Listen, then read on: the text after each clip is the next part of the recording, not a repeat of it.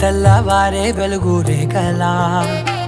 పచ్చ పచ్చ పచ్చి మట్టి బొమ్మలా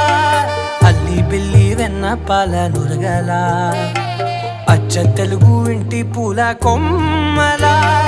దేవదేవుడే పంపగా ఇలా దేవతే మా ఇంట అడుగే పెట్టెనంట బ్రహ్మ కళ్ళలో కాంతులే మా అమ్మలా మా కోసం మళ్ళీ లాలి పాడేనంట.